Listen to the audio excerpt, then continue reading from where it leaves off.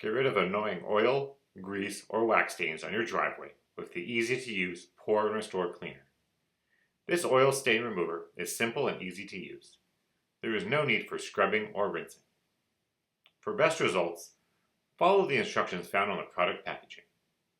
First, sweep the area to be cleaned, making sure it is dry and free from debris. Apply a layer of Pour and Restore to the soiled area. Allow the product to dry, which can take from 3 to 8 hours, depending on the weather and humidity. Once it dries, sweep up the leftover product. One application of Pour and Restore will remove most stains. If after one use you still see some oil or grease, repeat the steps until the stains have disappeared.